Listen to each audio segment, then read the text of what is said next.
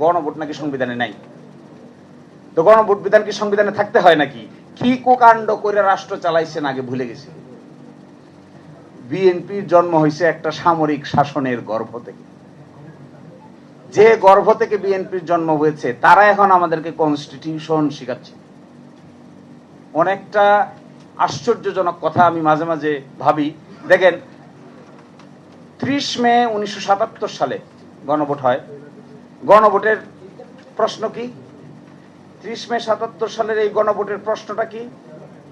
হ্যাঁ, প্রশ্নটা হলো রাষ্ট্রপতি major general Ziaur Rahman BU এবং তাহার অনুসৃত নীতি ও কর্মপন্থার প্রতি আপনার আস্থা আছে কি?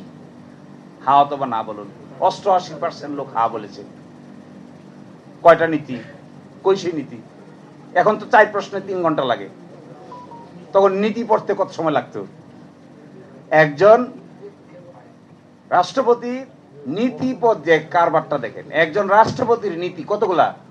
কি নীতি? কোন নীতি? কেউ জানে না তো। কেউ বলে 19 দফা, কেউ বলে নীতি, এর বাইরেও আরো অনেক কিছু আছে। আর এখন আমার সালাউদ্দিন ভাইয়ের 4টে মাত্র প্রশ্ন। ছাত্র অবস্থায় মনে হয় ভালো ছাত্র ছিল না। আমরা তো ভালো ছাত্র ছিলাম। সব সময় আমাদের 4 প্রশ্ন পড়তে, আমার ধারণা ফুয়াদ, আমি, তুষার, আমরা যারা আছি, আমাদের 4 প্রশ্ন পড়তে 2 মিনিটের বেশি লাগবে না। কিন্তু আমার ভাইয়ের 4 প্রশ্ন পড়তে 3 ঘন্টা সময় লেগেছে। আমার মনে হয় আবার লেখাপড়া শুরু করা দরকার। প্রতিদিন কেমন হয় একটা বছর, রাতে ঘুমানো যায় না তো। It's such a nightmare, traumatic situation.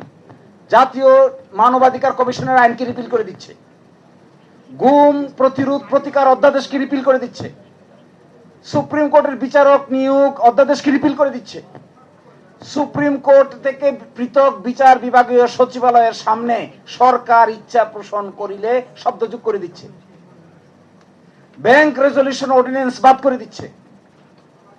Traumatic.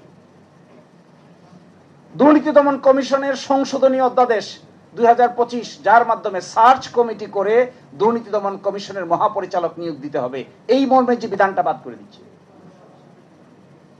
আশ্চর্য। তাইলে আপনি পুরাটাকে একসাথে দাঁড় করান, এগুলো সবগুলো বাদ দিলে কি হয়? কারণ মানবাধিকার কমিশনের চেয়ারম্যানকে পাওয়ার দেওয়া হচ্ছে। সেই কি পাওয়ার? তারা সো মোটো স্বতঃস্ফূর্তভাবে তদন্ত করতে পারবে, গুমের তদন্ত করতে পারবে। কারণ দিছে ডান দিকে, আমি হাসলাম পরে পরে। ডান দিকে দিছে গুম নামক অপরাধের সাথে রাষ্ট্রের গুরুত্বপূর্ণ সংবেদনশীল ব্যক্তিবর্গ জড়িত তাকে মর্মে এই আইনটিকে ল্যাপস করে দেওয়া দরকার। আরে তার একটা আয়নাগর হবে তো। জাতীয় নোটে লিখছে সাইডে, জাতীয় মানবাধিকার কমিশনের প্রধান যিনি থাকবেন তাকে সরাইতে গেলে সুপ্রিম জুডিশিয়াল কাউন্সিলের সিস্টেম অনুযায়ী সরাইতে হবে। কাউকে হায়ার, কাউকে ফায়ার করা যাবে না। বলছে এই বিধান যদি থাকে তাহলে সরকারের কোনো হস্তক্ষেপ থাকবে না। এই জন্য আইন বাতিল।